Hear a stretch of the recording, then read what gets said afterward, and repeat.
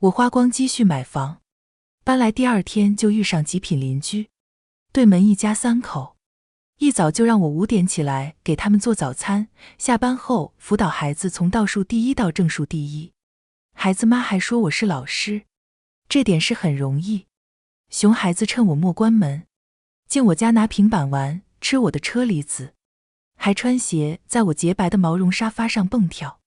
我呵斥他，反被他妈骂小气，不配为人师，说我生不出儿子嫉妒，还端走我整盆车厘子。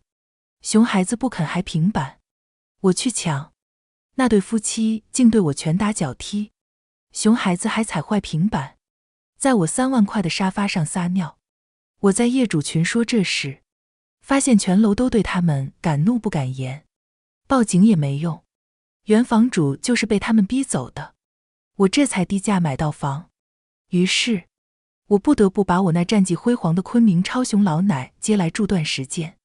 亲爱的朋友，你好呀，此刻的你是刚结束了一天忙碌的工作，正窝在沙发里放松，还是在某个安静的角落，想暂时逃离外界的喧嚣呢？无论你身处何方，此刻请试着放慢呼吸，欢迎来到心灵小书馆。这里没有厚重的典籍，没有复杂的理论，只有一本本藏着温柔与力量的小书，和一段专属于你的与心灵对话的时光。喜欢我的朋友欢迎点击订阅分享。那我们故事开始。搬进新家的第2天，刚5点整，一阵急促的敲门声把我从睡梦中惊醒。我揉着惺忪的睡眼，透过猫眼看到对门那个烫着羊毛卷的女人站在门外，脸上带着理所当然的表情。你好，请问。我打开门，礼貌的话还没说完就被打断。哎呀，黄老师，你终于开门了。羊毛卷女人，也就是对门邻居李美丽，她一脸趾高气扬地说，我们家小宝6点半要吃早饭，你赶紧准备一下。我愣住了，什么？你不是老师吗？做饭应该很拿手吧？她上下打量我，眼神里带着挑剔。我家小宝挑食，不吃葱姜蒜，鸡蛋要溏心的，牛奶必须温到40度。等等，我打断他，我为什么要给你们做早餐？李美丽露出不可思议的表情，远亲不如近邻嘛。你一个单身女人，帮帮我们怎么了？她凑近一步，我闻到她身上浓重的香水味。另外，你下班后还得辅导小宝功课，他这次月考又是倒数第1。我的太阳穴突突直跳。昨天搬来时在电梯里遇到这家人，我只是随口说了句我是中学老师，没想到这就成了他们使唤我的理由。抱歉，我没这个义务。我冷着脸准备关门，李美丽一把抵住门，你这人怎么这么自私，一点邻里互助精神都没有。她提高嗓门，我家老张可是区教育局的，信不信我让他查查你的师德师风？我气得浑身发抖，正要反驳，对门传来一个男声，美丽，跟谁说话呢？一个穿着睡衣挺着啤酒肚的男人走出来，眼神不善地盯着我。老张，这就是新搬来的黄老师。李美丽撇嘴，我让他帮忙做早餐，他居然拒绝。张建国，据说是区教育局一个科室的副科长。皱起眉头，年轻人要懂得尊老爱幼，我们小宝才8岁，正是长身体的时候，关我什么事？我终于忍不住了，请你们离开我家门口。哼！李美丽狠狠瞪我一眼，不识好歹。我们走。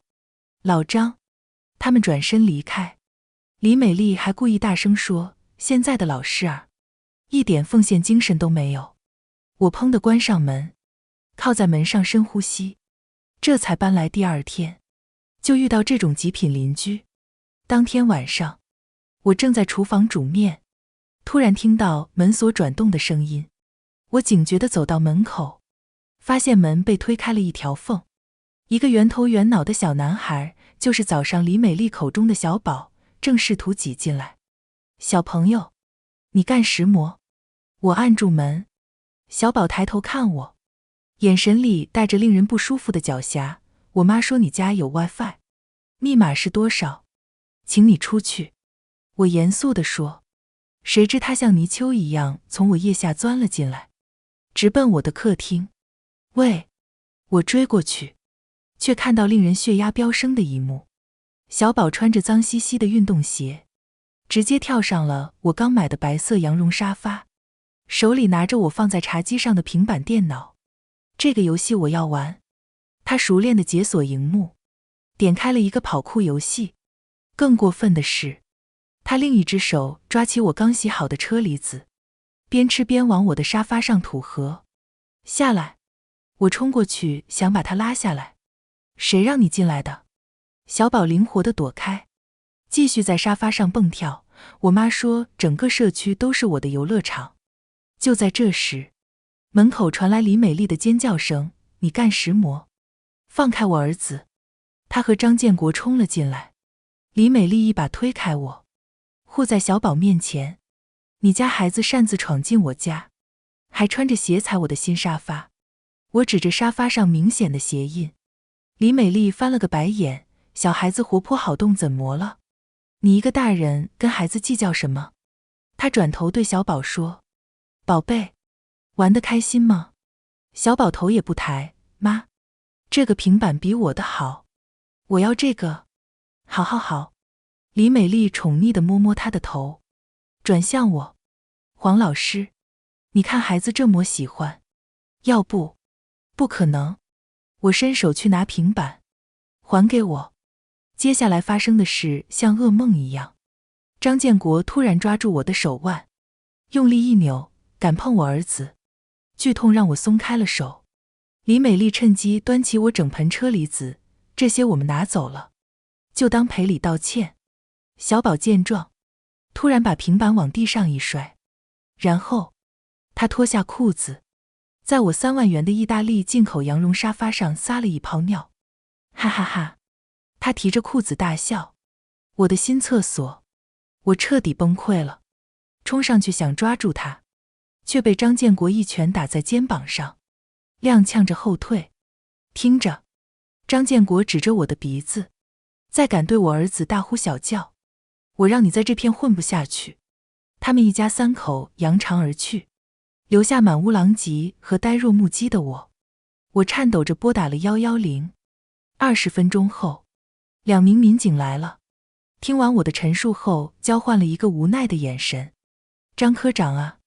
年长一点的民警叹气。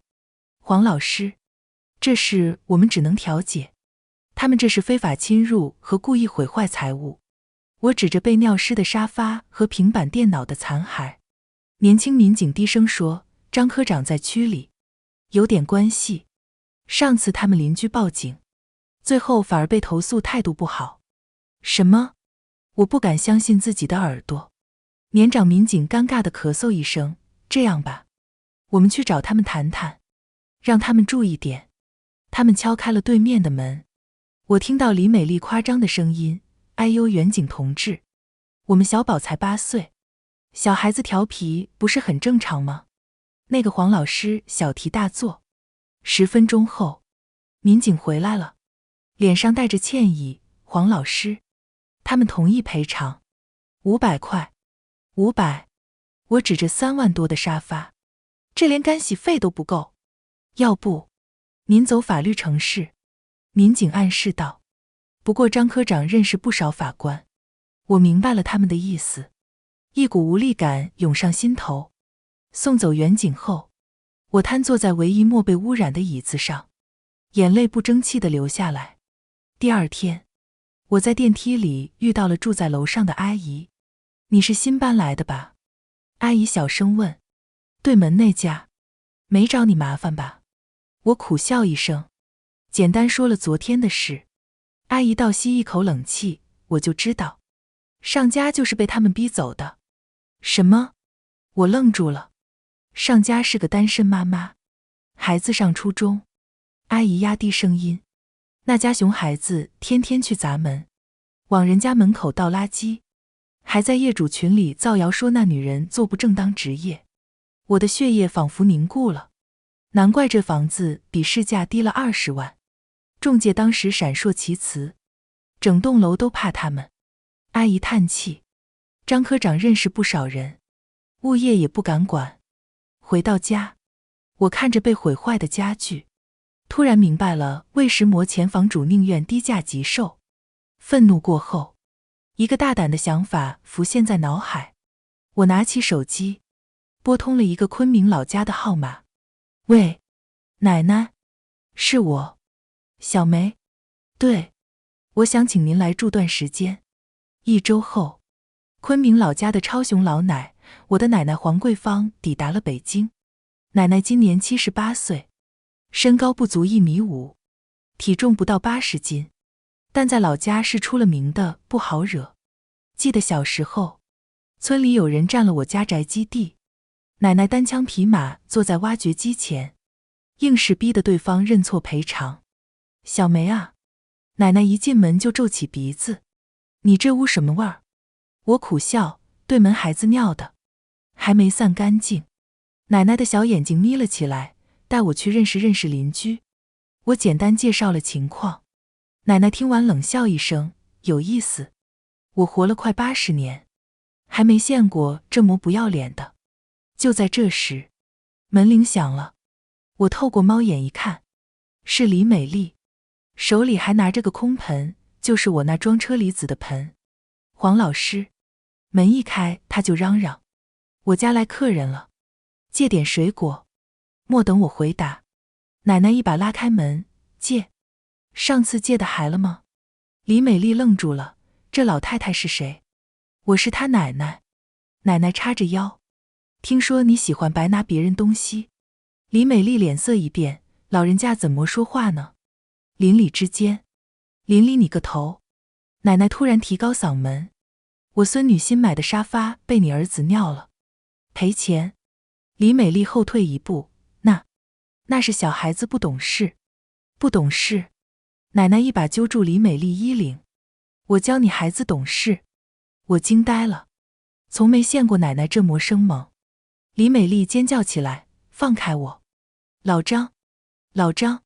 张建国冲出来，见状就要动手。奶奶突然捂着胸口，哎呦，打老人了，心脏病要犯了。她熟练地往地上一坐，开始大声呻吟。张建国僵在原地，脸色铁青。报警，快报警！奶奶扯开嗓子喊，教育局干部打78岁老太太了。张建国慌了，你别胡说，我根本没碰你，有监控为证。奶奶指着走廊摄像头，其实早就坏了，但她不知道。李美丽拉着丈夫往家退，疯子，一家子疯子。他们仓皇逃回家，砰地关上门。奶奶利索地爬起来，拍拍裤子，小梅，去给我买几块臭豆腐回来。啊！我一脸茫然。奶奶露出狡黠的笑容，明天开始，奶奶教你什么叫于井号39，恶人自有恶人莫于井号39。我忽然觉得，这栋楼的天要变了。第二天清晨5点，熟悉的敲门声准时响起。我正要起床，奶奶按住我，睡你的。她慢悠悠地走到门口，手里拿着一个装满浑浊液体的盆。门一开，李美丽的声音传来，黄老师，今天要煎。话音未落，奶奶一盆水泼了出去。啊！李美丽尖叫，什么东西这么臭？哎呦，不好意思。奶奶假装歉意，老人家起夜，不小心把尿盆打翻了。我躲在卧室门后偷看，差点笑出声，那根本不是尿，是奶奶用臭豆腐、鲱鱼罐头和过期牛奶调制的特制液体。李美丽从头到脚湿透，那味道，我在卧室都能闻到。你，她气得发抖。我什么我？奶奶提高嗓门，你们不是喜欢尿别人家吗？也尝尝这滋味。张建国冲出来，看到妻子的惨状，脸色铁青，老不死的。奶奶立刻捂着胸口，打老人了，教育局干部要打死人了。他的嗓门整层楼都能听见。几户邻居悄悄打开门缝偷看。张建国顾忌身份，只能咬牙切齿地拉着妻子回家。奶奶得意地关上门，对我眨眨眼，去，把我昨天让你买的臭豆腐汁拿来。接下来的3天，每当张家有人出门，奶奶就用臭豆腐汁浸泡的拖把在门口拖地，那味道经久不散。张家报了3次警，远警来了，看到是个走路都颤巍巍的老太太，只能劝他们忍忍。第4天，我发现张家门口贴了张纸条，请保持公共卫生。奶奶冷笑一声，在下面加了行字，请管好自家熊孩子，然后继续她的拖地事业。臭气攻击初见成效后，奶奶开始了第2轮报复。小梅，去买10斤黄豆。她神秘兮兮地递给我钱，我照做了，虽然不明白她要干什么。第2天一早，奶奶起了个大早，在张家门前的楼道撒了一层黄豆。奶奶，我有些担心。放心，她胸有成竹，我观察过了，那女人每天7点半准时出门买菜。果然，7点半整，李美丽推门而出。啊！一声尖叫，她踩在黄豆上，整个人向后滑倒，重重摔在门口。更精彩的是，她手里端住的豆浆洒了自己一身。哎呦喂！奶奶不知何时出现在门口，大清早的表演杂技呢。李美丽疼得龇牙咧嘴，死老太婆，是不是你干的？什么我干的？奶奶一脸无辜，我刚刚听到动静才出来的。几个邻居也闻声出来，看到满地黄豆和李美丽的狼狈相，有人忍不住笑出声。笑什么笑？李美丽恼羞成怒，指着奶奶，就是她害我。奶奶突然变了脸色，颤巍巍地指着李美丽，你血口喷人，我一个老太太，哪有力气撒这么多豆子？她转向围观的邻居，大家评评理，她这是碰瓷啊！听说她老公是教育局的，专门欺负我们老百姓。邻居们交换着眼色。一个曾被张家欺负过的大爷开口了，张太太，人家老太太走路都不稳，怎么可能撒豆子？就是。一个大妈帮腔，我们社区最近老鼠多，可能是老鼠搬的。李美丽气得浑身发抖，却无可奈何。这时张建国闻声出来，看到妻子的惨状，脸色阴沉，怎么回事？他们，李美丽指着奶奶和我们。奶奶突然捂着胸口倒在我怀里，哎呦，气死我了！这家人欺负老人。张建国顾忌围观群众，只能拉着妻子回家。临走前恶狠狠地瞪了我们一眼，关上门。奶奶利索地站直，得意地笑了，怎么样，孙女？我竖起大拇指，奶奶，您太厉害了。这才刚开始。奶奶神秘地说，明天我们去买几个高音喇叭。我忽然有些同情张家了，虽然他们罪有应得。奶奶从市场买回了3个高音喇叭，还有一台老式打录机。这是要干什么？我好奇地问。他们不是喜欢大清早吵人吗？奶奶冷笑，咱们也让他们尝尝这滋味。当晚11点，张家刚熄灯，奶奶就把3个喇叭贴在对着张家主卧的墙上，然后她按下打录机播放键，里面是她录好的广场舞神曲《最炫民族风》，音量调到最大。苍茫的天涯是我的爱，整层楼都被震醒了。张家更是首当其冲。谁啊？大半夜的！张建国愤怒的拍墙声传来。奶奶充耳不闻，反而跟着音乐跳起了广场舞。我透过猫眼看到，张建国怒气冲冲地出来敲我家门。奶奶慢悠悠地开门，哟，张科长，这么晚有事？把音乐关了。他怒吼。什么音乐？奶奶一脸茫然。哦，你说我睡前运动啊？医生说我骨质疏松，得每天锻炼。他故意提高音量，我一个孤寡老人，儿子死得早，就剩个孙女相依为命，连锻炼身体都要被人管啊。几个被吵醒的邻居出来看热闹，听到这番话，纷纷用谴责的目光看着张建国。你，张建国气得说不出话。奶奶突然关掉音乐，换上哭腔，对不起啊大家，吵到你们了，我这就睡。然后砰地关上门，留下张建国在走廊上面对邻居们的指责。关上门，奶奶立刻恢复了精神，明天继续。接下来1周，奶奶每晚变着花样制造噪音，有时是广场舞音乐，有时是京剧，有时干脆就是敲锅打盆。张家报了3次警，但每次远景来，奶奶就装睡。远景一走，音乐继续。更绝的是，奶奶还教会了楼上楼下的老人用同样的方法。很快，整栋楼晚上都热闹起来。张建国在业主群里发飙，还有没有公德心？奶奶用我的手机回复，张科长，老年人睡不着，跳跳广场舞是正常的，您多包容。后面跟着一连串邻居的哈哈哈。我头一次看到张家吃瘪，心里别提多痛快了。噪音战取得胜利后，奶奶开始了她的第4轮报复，废品围城。小梅，从今天开始，奶奶要捡废品。她宣布。啊！我哭笑不得，咱家不缺这点钱啊，谁说要卖了？奶奶神秘一笑，我自有妙用。接下来的3天，奶奶早出晚归，每次回来都带着各种纸箱，瓶瓶罐罐。第4天早上，我发现张家门口堆满了废品，几乎堵住了他们家门。奶奶，这也太……我有些担心会惹麻烦。放心，奶奶胸有成竹，我打听过了，物业主任老家跟我是一个县的。果然，李美丽发现后尖叫着叫来物业。物业主任看了一眼，轻描淡写地说，老人家环保意识强，值得学习。这明明是在堵我家门。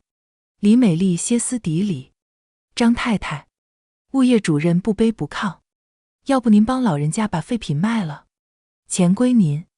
李美丽气得直跺脚，最后不得不自己动手清理。但第2天，废品又出现了，而且更多。这场拉锯战持续了1周，李美丽终于崩溃了，在业主群里发长文控诉。奶奶让我回复，张太太，听说您儿子经常把垃圾到别人家门口，老人家这是跟您家小宝学的呢，笑脸。群里一片寂静，然后突然蹦出好几条消息，干得漂亮，终于有人治他们了。老太太威武，我这才知道，原来整栋楼都受过张家的气。废品围城让张家疲于应付，但奶奶的报复才进行到一半。小梅，去买1卷透明的钓鱼线。奶奶吩咐道。我隐约猜到了她要做什么，有些担心，奶奶，这会不会太过？放心，奶奶拍拍我的手，我有分寸。第2天早上，奶奶在张家门口的走廊上拉了几根几乎看不见的钓鱼线，高度刚好到小孩子的腰部。7点整，小宝像往常一样冲出门去上学。啊！一声惨叫，他被钓鱼线绊倒，摔了个狗吃屎。我透过猫眼看到，小宝的膝盖擦破了皮，正坐在地上哇哇大哭。李美丽闻声出来，看到儿子受伤，立刻尖叫起来，哪个杀千刀的干地？奶奶适时打开门，哎呦，小朋友怎么摔了？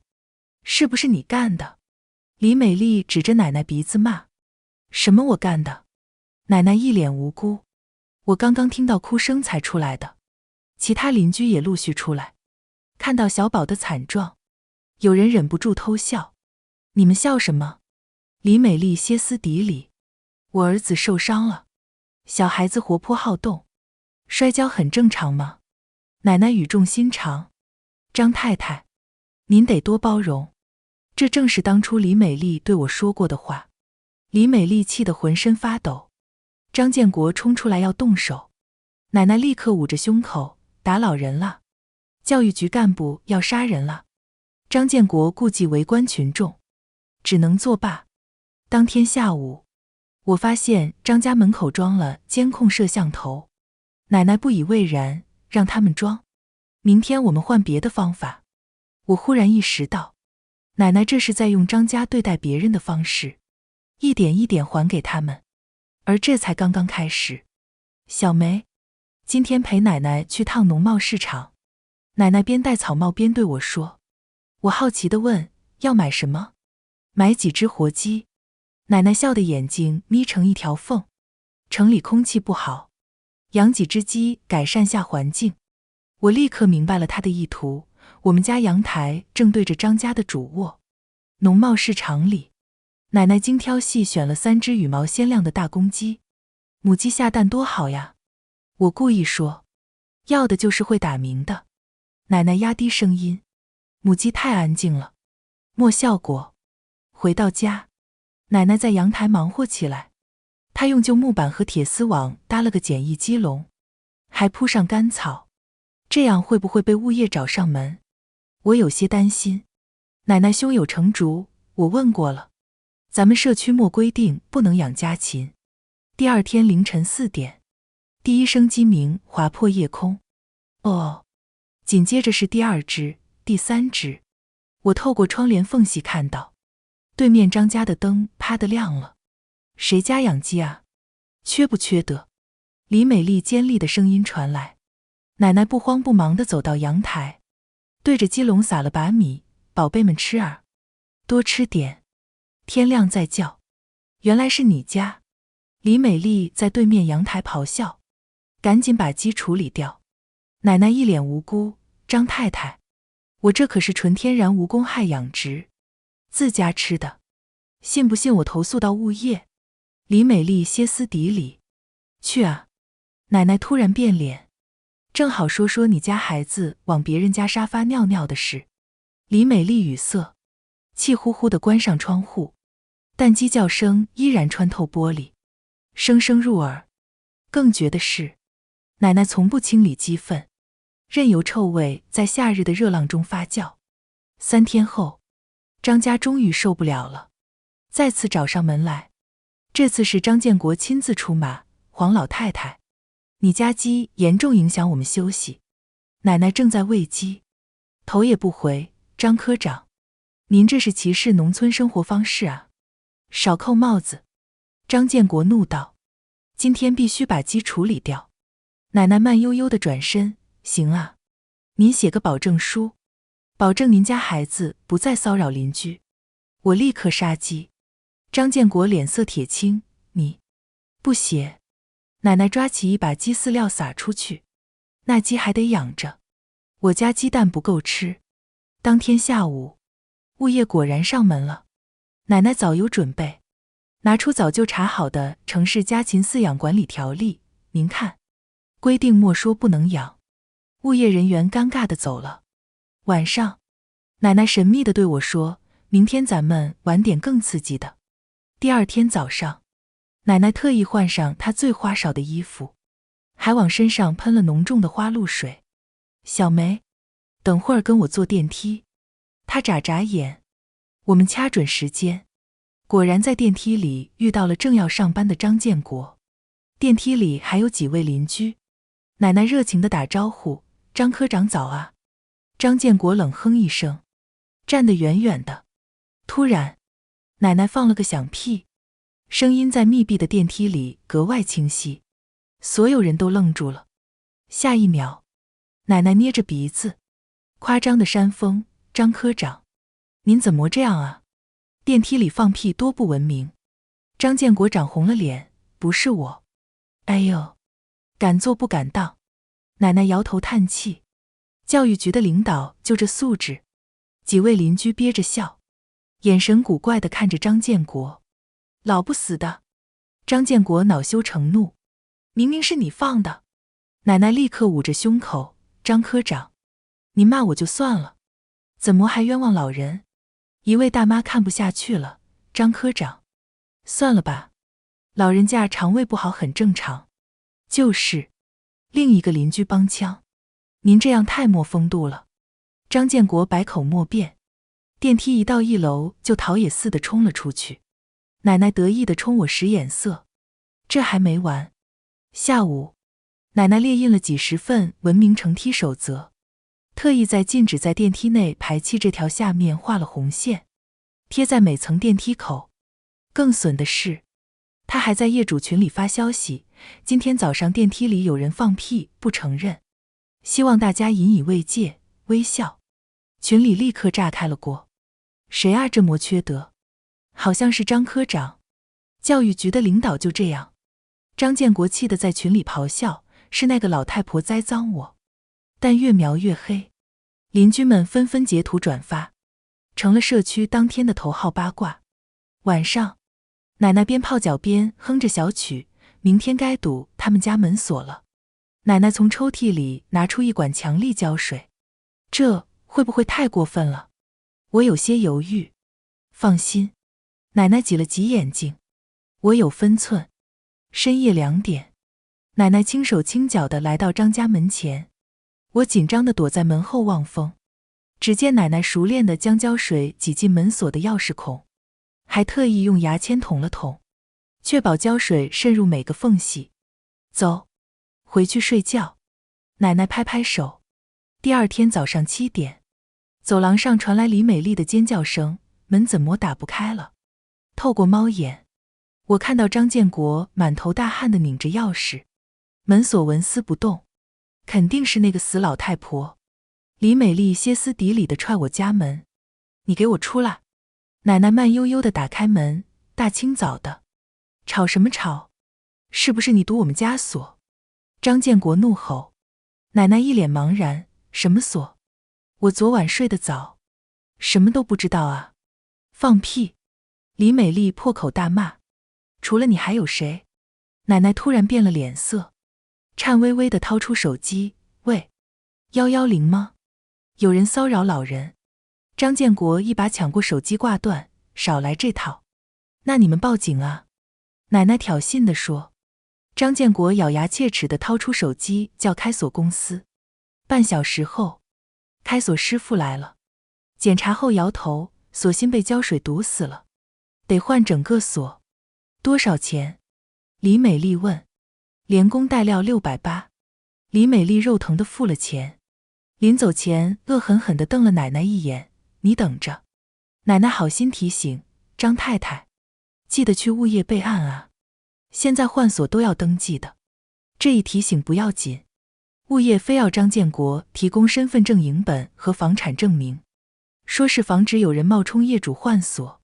折腾了一上午，后来我才知道，奶奶提前跟物业打过招呼，说要提防有人偷换邻居家门锁。当天晚上，张家在门口装了监控摄像头，奶奶不以为然，让他们装，明天咱们玩点高科技。第二天，奶奶让我教她用智能手机，我要加那个什么业主群。她说，我帮她申请了微信号，加入了社区业主群。奶奶盯着群成员看了半天，突然指着几个名字，这几家是不是都被张家欺负过？我惊讶地点头，您怎么知道？看头像。奶奶得意地说，这几家的晒图从来不带张家，说明有矛盾。接下来几天，奶奶挨家挨户拜访这些邻居，收集张家的罪证。周五晚上，奶奶在业主群发了一条长消息，关于张建国一家长期欺压邻居的情况反映。正文详细列举了张家7大罪状。1. 纵容孩子破坏公共设施。2. 长期占用消防通道堆放杂物。3. 深夜噪音扰民。4. 威胁恐吓邻居。5. 孩子随地大小便。6. 李美丽辱骂保洁人员。7. 张建国以权谋私。每一条都有照片、视频或录音为证。群里瞬间炸开了锅，被张家欺负过的邻居纷纷站出来作证。张建国恼羞成怒，在群里破口大骂，你们这是污蔑，我要告你们诽谤。奶奶冷静回复：张科长，我们只是反映事实，如果您觉得不实，可以走法律途径。一位律师邻居立刻接话：对，我们愿意配合调查。张建国突然不说话了。半小时后，群里弹出提示，张建国已退出群聊。第二天，整个社区的氛围都变了。以前见到张家人都绕着走的邻居，现在敢当面指指点点了。保洁阿姨不再帮张家丢垃圾，快递员把包裹直接放在门口不按铃，连社区保安都不再对他们敬礼。李美丽买菜回来，听到背后有人说就是这家，孩子到处撒尿，她气得把菜摔在地上，却没人再怕她了。奶奶坐在阳台上，看着这一幕，满意的点点头，差不多了。明天最后一季。奶奶从市场买回一面八卦镜、一包香灰和一个小音响。李美丽特别迷信，奶奶神秘地说，她手腕上戴着5、6个开光手串呢。当晚12点，奶奶让我帮忙在张家门口撒香灰，还在对面墙上挂了那面八卦镜。然后我们把小音响藏在消防栓后面，里面录好了诡异的女人哭声。一切准备就绪，奶奶按下遥控器，呜呜，凄厉的哭声在午夜走廊回荡。不出所料，张家灯亮了。李美丽颤抖的声音传来：老张，你听没听到哭声？幻觉吧？张建国不耐烦地说。奶奶适时按响门铃，然后迅速躲回屋里。透过猫眼，我看到李美丽打开门，看到满地香灰和对面墙上的八卦镜，脸色刷得白了。有脏东西！她尖叫着关上门。第二天一早，我们发现门口多了几张符纸，看来是李美丽贴的。奶奶冷笑一声，继续她的心理战。连续3天，张家门口不是出现红手印，就是有奇怪的铃铛声。最绝的是，奶奶不知从哪找来一张老照片，上面是个穿红衣服的女人，偷偷塞进了张家门缝。第4天，我们听到张家爆发了激烈争吵，必须搬家。李美丽歇斯底里地喊：这地方不干净，胡说八道！张建国怒吼：都是那个老太婆搞的鬼，那你解释解释这些。李美丽哭喊着：我昨晚梦见一个红衣女人站在床边。你疯了？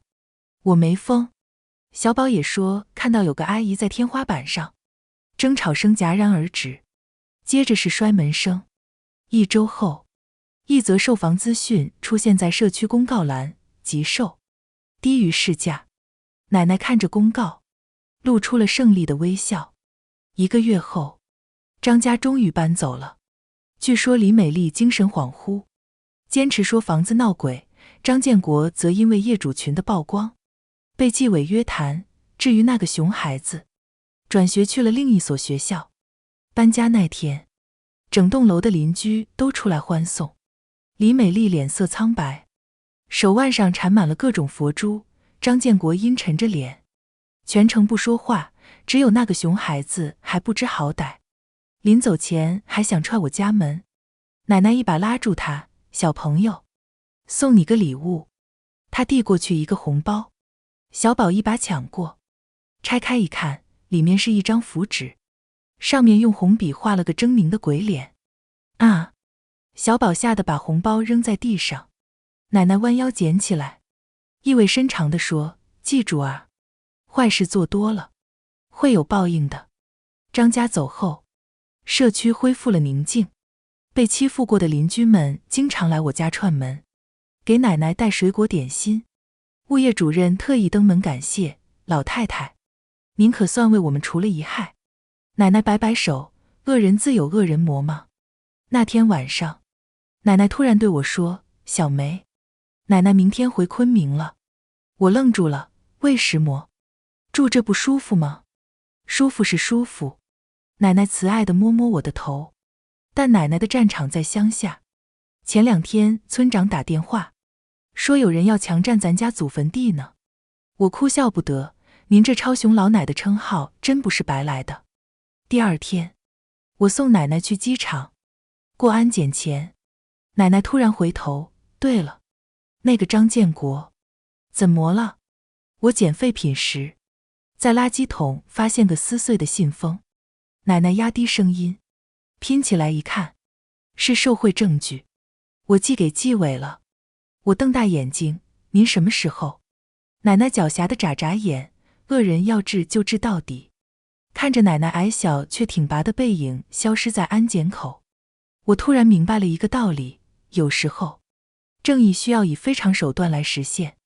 而我家这位超雄老奶，就是那个替天行道的人。今天的心灵小书馆到这里就要和大家说再见了，记得把这份温暖也分享给身边需要的人。喜欢我的朋友，欢迎点击订阅分享，让更多人能在文字里找到慰藉。下一期心灵小书馆，我们会带着新的温暖文字与你相遇，不见不散呀，亲爱的朋友。